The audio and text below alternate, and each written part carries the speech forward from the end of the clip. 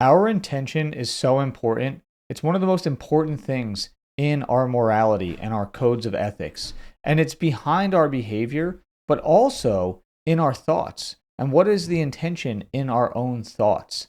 So, this is something that gets covered in the Bible in Proverbs. It also gets covered later in the Bible in Matthew, like if you could think about the Sermon on the Mount.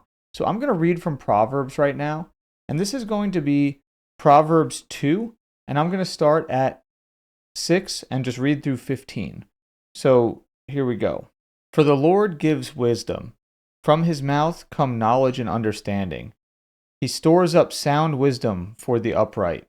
He is a shield to those who walk in integrity, guarding the paths of justice and watching over the way of his saints. Then you will understand righteousness and justice and equity, every good path. For wisdom will come into your heart, and knowledge will be pleasant to your soul. Discretion will watch over you. Understanding will guard you, delivering you from the way of evil, from men of perverted speech, who forsake the paths of uprightness, to walk in the ways of darkness, who rejoice in doing evil, and delight in the perverseness of evil, men whose paths are crooked, and who are devious in their ways. So this is a really important section of Proverbs. It starts with letting you know that the Lord gives wisdom, and from that comes knowledge and understanding. And the interesting thing here is it goes from knowledge and understanding to sound wisdom. So it connects knowledge and wisdom here. And also that leads to walking in integrity. So a lot of this is about your intention and what kind of intentions you have. And when you have this wisdom, this knowledge and integrity and wisdom, then you will eventually understand and be able to identify when you are dealing with people who are not walking that path, who maybe are walking path that is more evil, people who are forsaking themselves, walking in darkness. And the last line is important. Men whose paths are crooked and who are devious in their ways. This is a lot about the negative side of intention. And it reminds me back to there was an old philosopher called Immanuel Kant who I read, and there was a point of his work where he was doing the in the critiques of morality and whatnot. He was talking about how there's a shopkeeper, and if the shopkeeper gives correct change because it's good for business, that's not really moral. If the shopkeeper gives correct change because it's the right thing to do, that is moral. The intention behind giving the correct change is what determines if it's moral or not. And I think that that's actually very important. The intention behind our behavior helps determine the content of it, helps determine the actual outcome, but also the morality of it.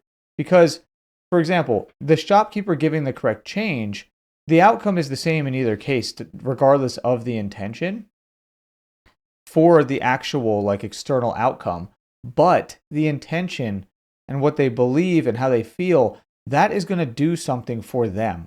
And what it's going to do is it's going to basically change things that happen in their brain and in their processing.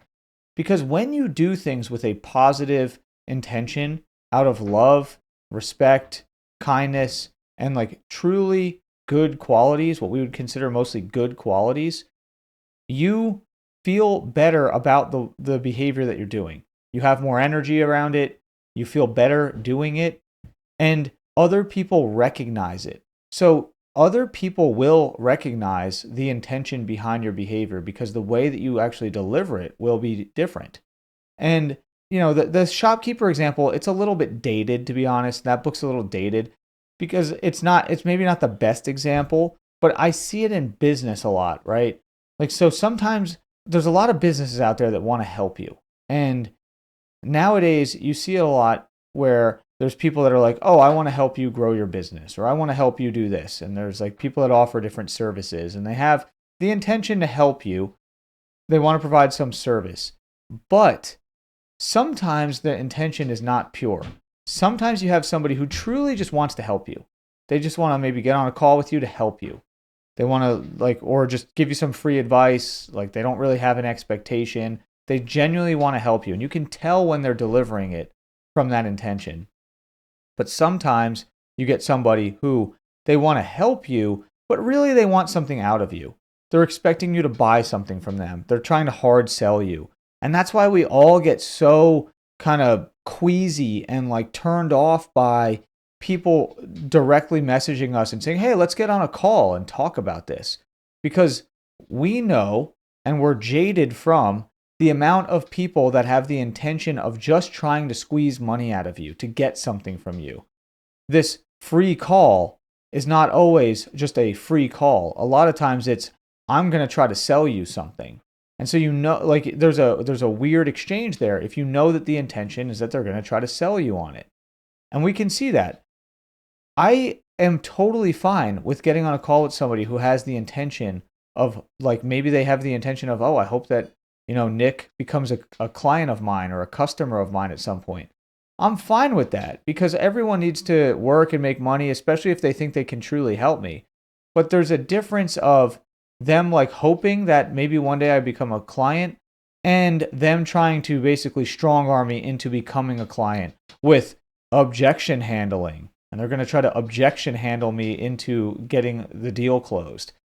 It's very annoying dealing with that. And I've heard some really, really weird stuff.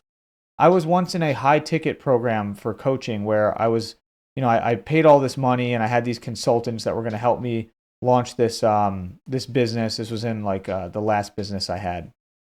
And in their sales training, they were saying stuff like, if you think you can help these people, it's your duty to get them to close the deal so that you can help them. And I was just like, wait a second. What? I'm not trying to manipulate anybody into closing the deal here. I want them to feel like this is right for them. And yes, I can help a lot of people with what I offer, but maybe it's not the right time for somebody. Maybe there's something that they don't want to say. It just, I don't know. It left me like with a bad taste in my mouth. I ended up not continuing with that company because I just didn't like the way they were delivering things. And really what was missing was the intention. It wasn't a pure intention. It wasn't like this type of intention that we're talking about where, from integrity, he is a shield to those who walk in integrity, guarding the paths of justice and watching over the way of saints. Like that is so different. That's so different than the people who are just crooked and devious in their ways. And if I sense that somebody is devious in their ways or that they're trying to manipulate me, I'm immediately just like, no way. This is not the type of relationship that I want to have. And so it's so important that we understand the intention, because beyond just the intention of behavior and what it actually emits, because we can kind of sense this stuff. We can sense what the intention is behind behavior. There's something else that happens from an NLP, from a neuro-linguistic programming perspective, and that is this. In our internal thoughts, there's intentions, and when we have behavior, there's intentions that only we know. Like we might do something and we have intention. Now in NLP, we say that every behavior has a positive intention, right? Every behavior has a positive intention for us, but that doesn't mean that it's positive for everyone else or the right thing. For example, if someone tries to hard sell somebody on something that's not good for them, well, the intention behind the behavior is they want to make money, which is good for them. It's a positive intention for them, but not for the other person. And it's not the right thing to do. So when we do things, we do reinforce these things in our mind. And these experiences do have some level of detail that can be bad for us if we do things that have an intention that isn't really positive for other people, but only for ourselves. If we become too self-serving, yes, there's some positive intention to taking care of ourselves, but if we do that too much, we are going to be way out of alignment with God, and we are going to be turning people off, essentially. It's not a desirable quality. It's really not. And so as that goes, what can happen is it can start to negatively affect your identity. So like if you're in a role, Like I've actually seen this with salespeople before. If you're in a job as a salesperson and you don't really like the company's like way of doing things, and maybe you don't really believe in what they're selling, but you just needed the money, so you got this job. And so you start selling people stuff that you know is not very good, all that sort of stuff. It will start to trickle into your identity that you're actually a deceitful person, or a deceitful, manipulative person, and or someone that doesn't care about others, or somebody that lies. Like, because you can start to feel that way. It's inauthentic. You're not acting in integrity. The last thing you want is for your identity to start to fall apart, or for your identity to start to be that you start thinking that you're a person that doesn't have integrity. That would be a miserable way to be. And I've met people like this before. Before I get into the rest of it, check the links in the description. And there's a link there for if you want to look at working with me one-on-one. But there's also a link there for my completely free school community called Man Rewired. And there's a bunch of free resources, free courses, a bunch of things in there to help you. It's a community for men who are just working towards their purpose, freedom, and alignment with God. So I look forward to seeing you in there. And again, it's right in the description, and it's a growing community, and it's been amazing. I remember talking to a guy. I'll never forget this experience because it was really just one of the grossest business experiences I've seen. It's not going to sound probably that intense, but it was for me. So I was early on in my career, and this was back when I used to work in the internet marketing world, online advertising for B2B clients, stuff like that. So I was working for this very small agency. It was really, really small. And we were sharing an office with another agency. And the other agency was really small as well. And the guy who ran it, he was talking about how he had this service for this secondary business of his. And I'm not going to reveal too much detail, but he had this service. And he was talking to us about it. And I knew that there had been all these updates to like the online search algorithm and all this stuff. So we were asking him, like, does that service that you have still work? And he point blank looked at us and went, no, it doesn't work. And we were like, but you're still selling it like as a service? And he's like, yeah. And we were like, well, so just to be clear, people are giving you money and buying a service from you that you know doesn't work, and you're still collecting money from them and selling it? And he was like, yeah. And then he said, yeah, someone just bought the top tier offer actually earlier today. And and it was like some number, and it was a pretty big number. He made a lot of money off of this thing that day. And he was like laughing about it. Like he was happy and like excited. And I made all this money.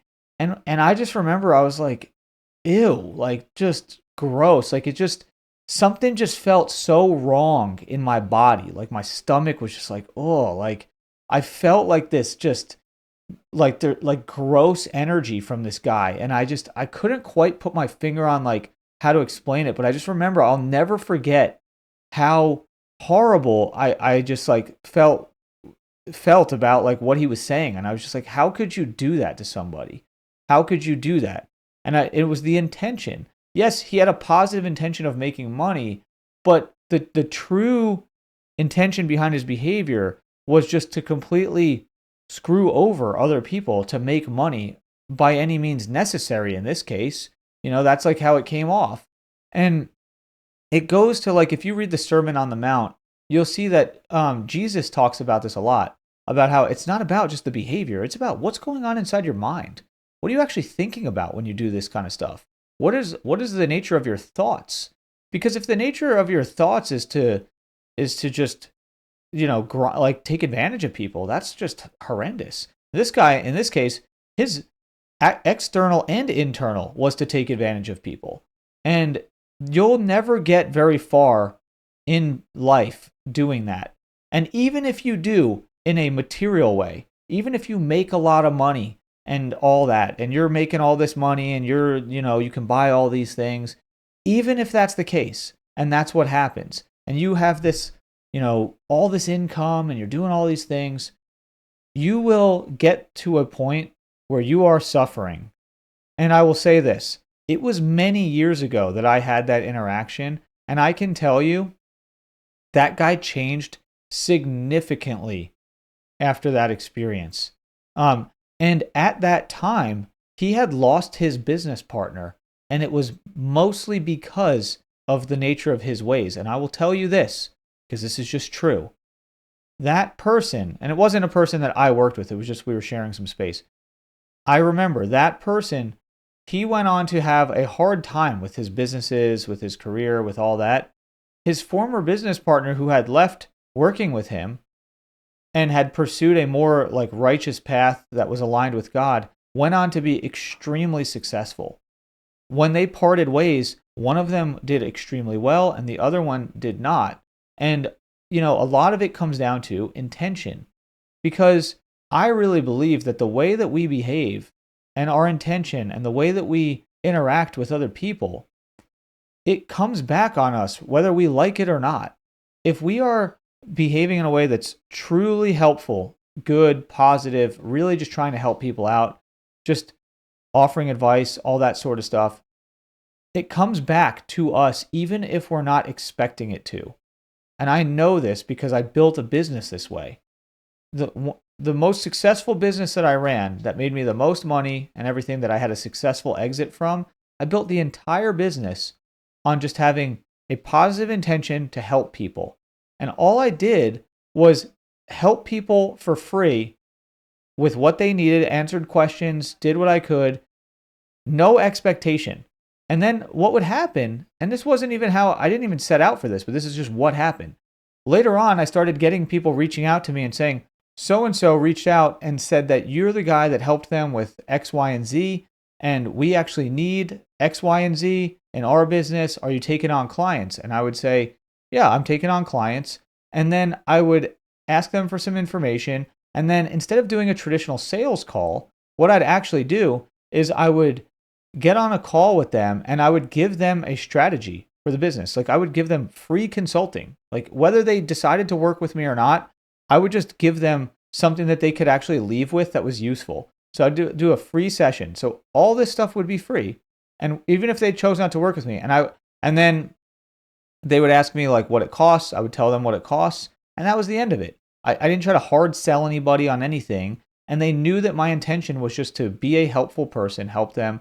They would get a good vibe from me and they would want to work with me. And it was such a low friction way to run a business. And it was all based on having positive intention and truly having positive intention, not just for myself, but for everyone involved, and being integrated with what the intention is behind my behavior, being very grounded in that.